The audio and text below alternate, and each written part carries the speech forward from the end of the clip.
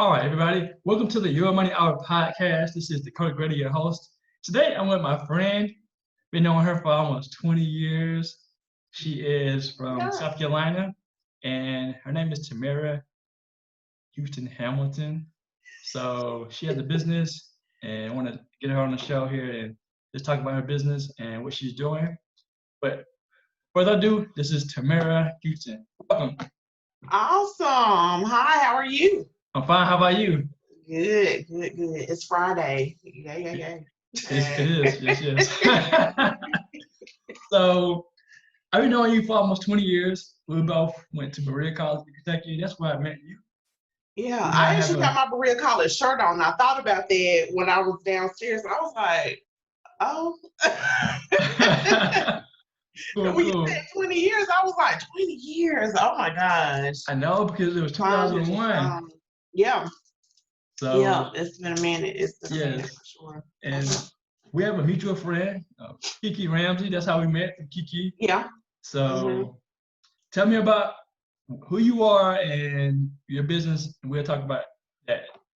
Okay, awesome. So, let's see, you said I was from South Carolina.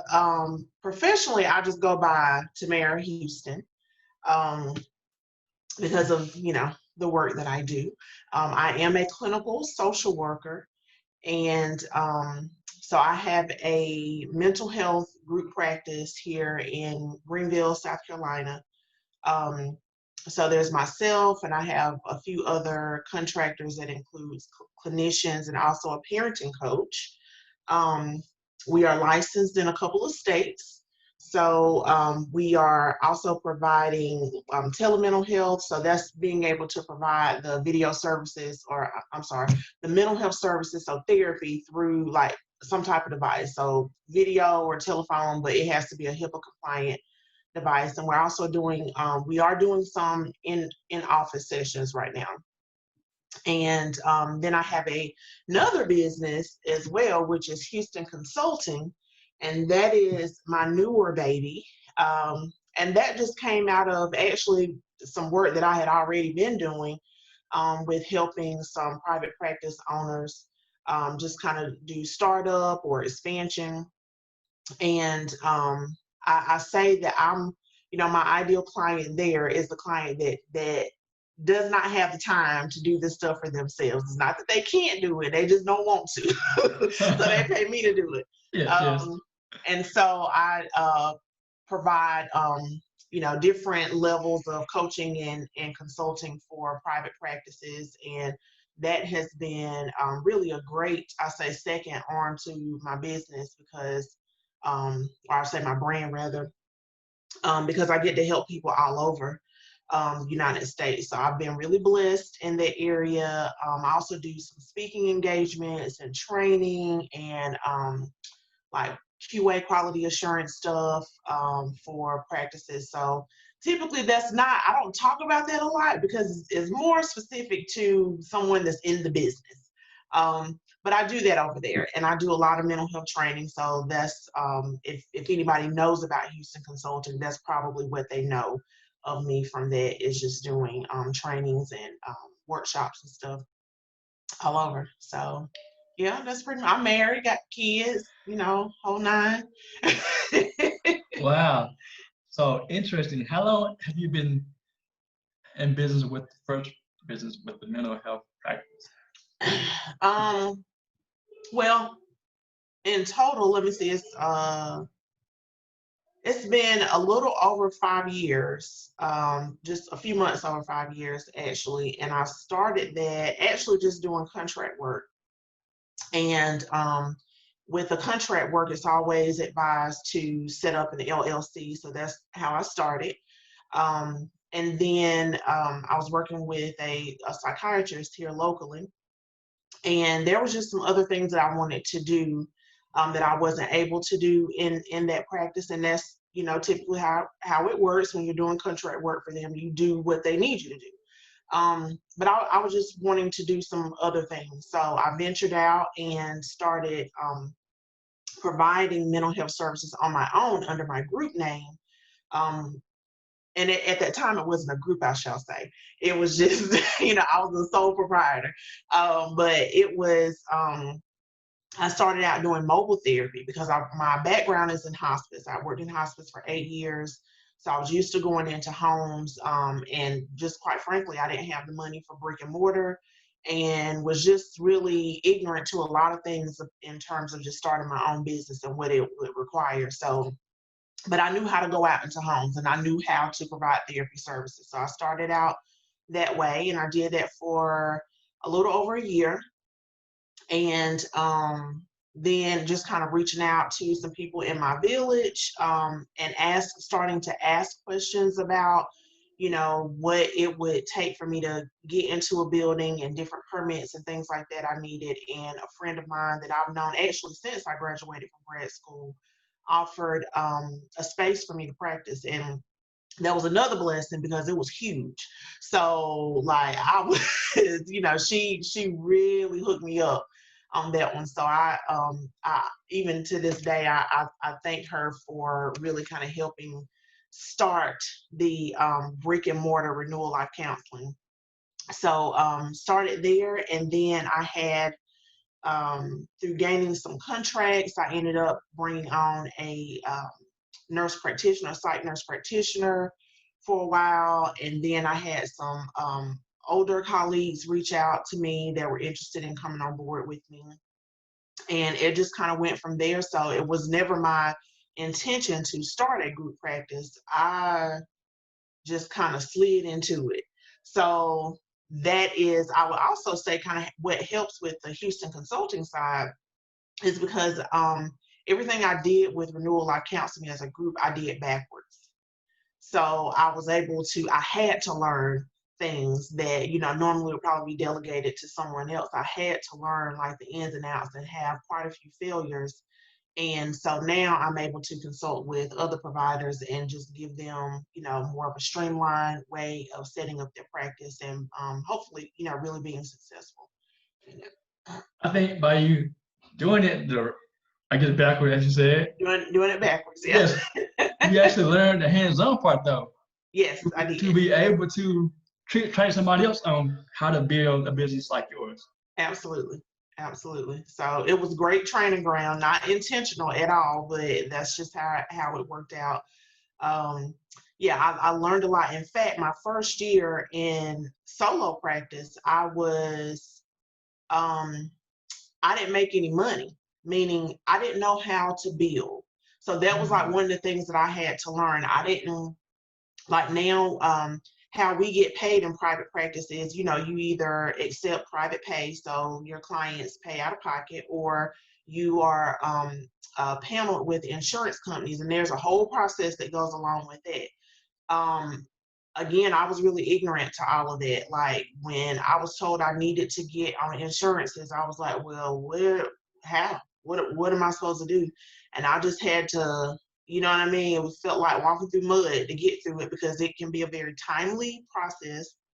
You have to be quite organized, I think, anyway, for it to be an efficient process. Um, but I got through it. I learned. I built some relationships. So, that's what kind of makes it easier for me to do credentialing and stuff for other people because I know who to call, I know the questions to ask, and so forth and so on. So talk about that partner or networking. How did that piece come to play? You mentioned your friend with the office space, and hmm then partnering. Like, talk about that piece more. How important is that for people to partner? I mean, just starting out. Oh, extremely important. I can't even stress that enough. I remember like my first day in brick and mortar, and it hit me when I sat down at my desk and I was like, well, how are people gonna find me?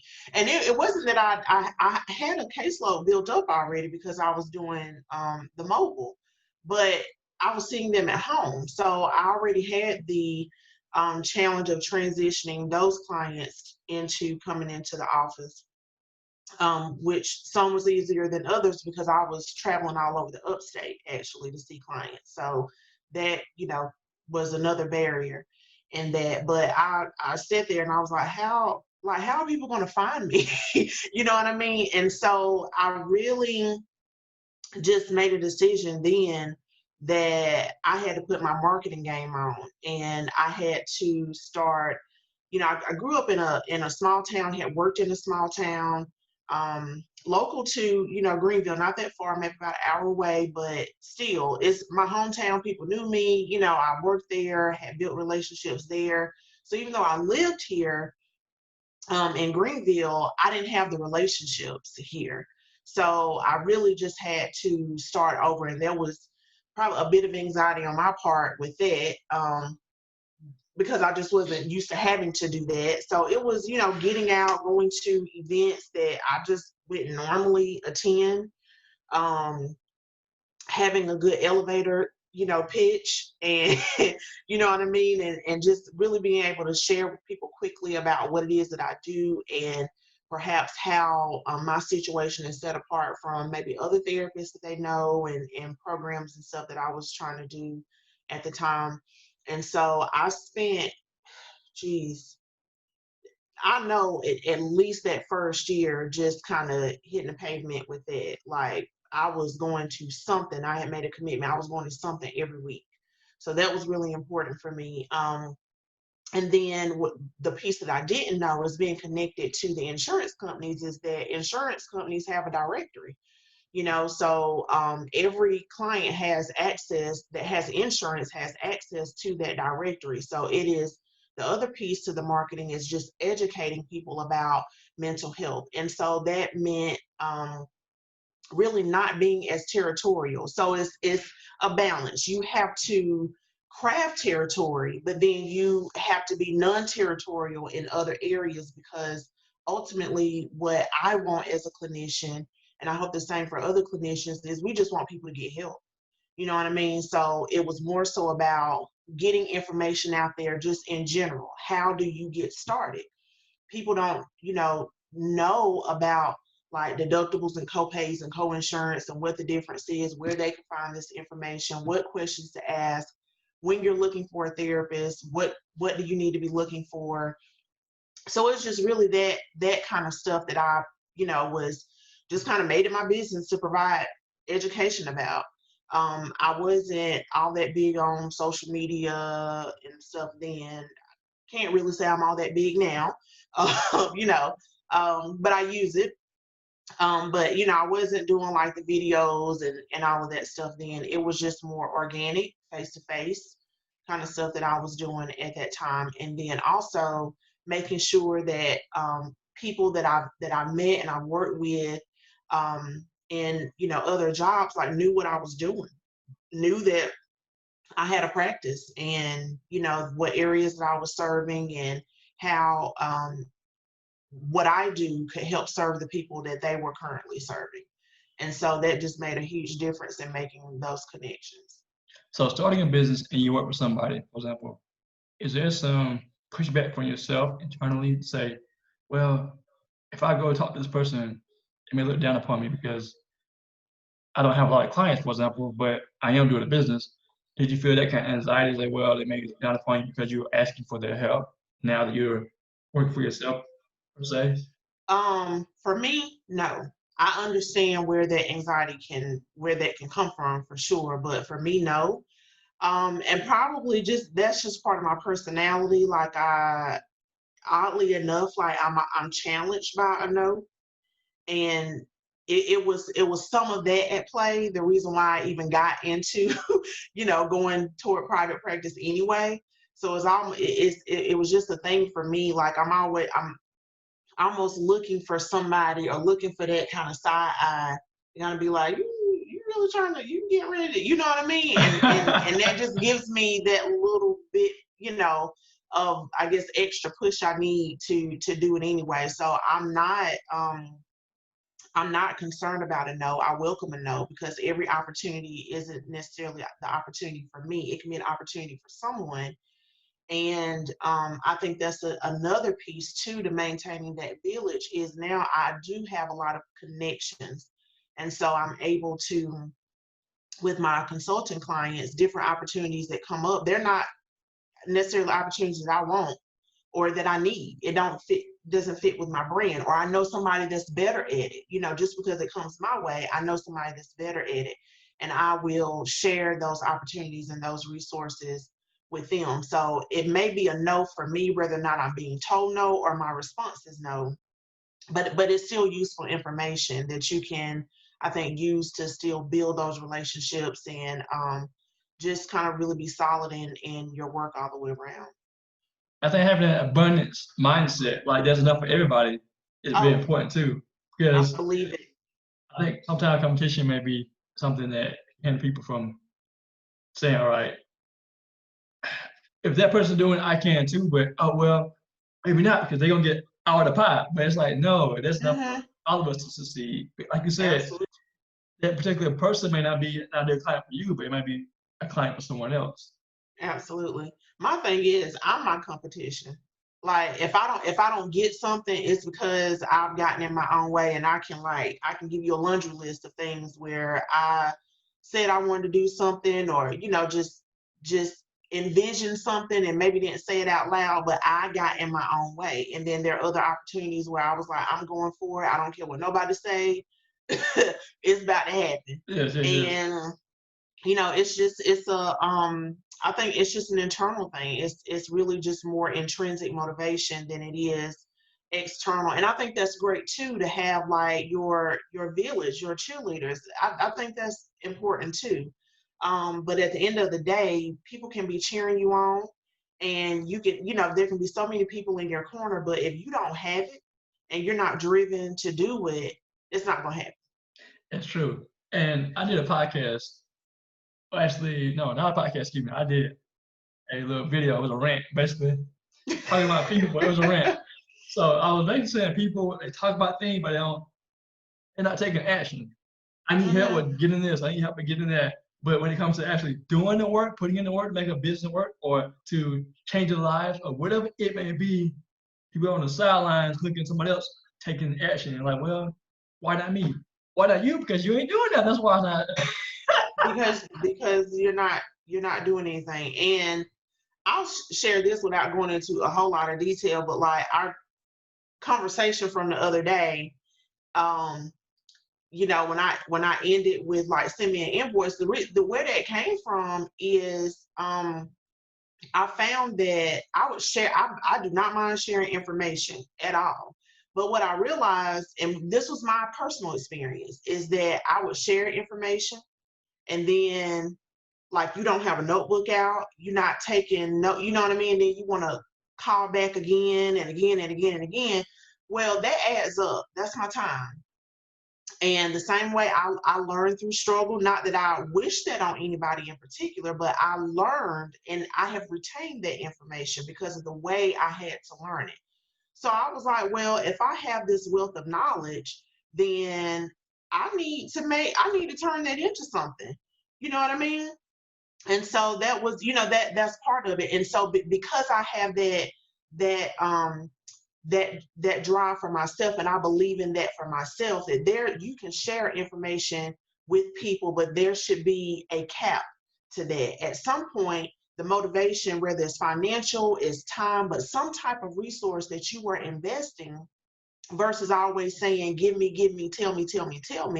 Like, what are you going to do to show people that you also value, the information that they're sharing with you as well. I think that is important to have that kind of mentality, and to piggyback off what you're saying, it's enough for everybody.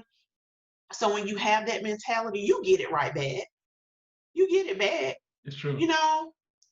I can't think of any situations where I haven't. So I don't get caught up in stuff like that. It's just, I have a business. If you're frustrated about the fact that I'm not going to tell you everything about credentialing and walk you through every single application, well, that's unfortunate. This is my business now. There are certain things I will share with you because it's easy to learn. I'm sharing information that you could Google, Correct. And I heard a lady say, basically, it's the what and the how. The what is, all right, this is what you do. That's free. The how is implementation. You pay for that part right there, right? That's it. So I think I'm gonna do one last question. We have like 7 minutes. what Okay. is your why in your business? Like, why did you go in business? Like, what's your why? Because I think people may go in business because of the money, and for me, it's passion. But Hmm. everybody's different though. So, what is your why? What keeps you motivated? Because if you don't have a why, if you don't have a desire, there's no point. It's like, what are you trying to lose weight? Start smoking, Hmm. build a business, get married. If there's no want, no desire, no passion for that, there's no point. So, what's your Hmm. why? Um, there were three whys for me. I think just foundationally, I am a clinical social worker and I love what I do. I'm passionate about what I do, and I want to see people be able to function at an optimal level. And so, whether I was working for someone or working for myself, that passion would be the same. So, that was it.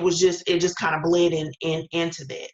Um, Another one for me is that I needed the flexibility in my schedule. And I found that the way my life is set up, I can't work a 9 to 5. I may need to work a couple of hours in the morning. And right now, like, I'm not seeing anybody until, if you can't catch me after 2 o'clock, then, you know, because I have virtual school with my kids. So I needed that flexibility, and I knew that with them growing up in different ages, that they were going to need me in different ways, and I wanted to be available. So that was like my major why, is just my family. Like I needed to be available in a way that I could feel good about. Mm. Um, and then another one was I wanted to do business differently. I am not a micromanager. I have no room for that in my life, in my brand. And the people that I work with, they know that. I'm really passionate about them succeeding. And when I say that, I'm not just saying it to be cliche. Like, I'm really passionate about them succeeding, and they know that about me. Um, I talk to them about how to build their business, because they do have a business. Even though they're affiliated with my brand, I say it's my brand. The building is the building. That's where we all work at. You know what I mean? But you also have a brand. You also have a business. And I am passionate about them operating their business in an ethical way, making sure that they have the financial stability from it, and that they're not being overwhelmed. So any way I can kind of step in and help out, I want to be able to do that. So that was my third why, is I wanted to do business differently. Wow, passion, having that flexibility, and then do business different. Awesome. Yeah. So, how can people learn more about you, your businesses, Hmm. and how whether social, your website? How Okay. you got the floor. So again, it's Renewal Life Counseling. The website is the namesake, www.renewallifecounseling, and it is 2 L's. So if you type it out, don't be confused. It's 2 L's. It's Renewal Life Counseling. That's the website. That's also Facebook, and on Instagram is Renewal Life _RLC. And then Houston Consulting is on Facebook as well as Instagram. Do not have the web page out for that yet, but working on it. So yeah, and you can call 864-416-4560. You'll get me every time. But I can, provide any information that you may need about mental health services, or if you want to get connected with one of our providers, I can pretty much walk you through that entire process. Awesome. Well, thank you for your time, Tamara, and Thank thank you all you. for joining us on the Your Money Hour podcast. Awesome.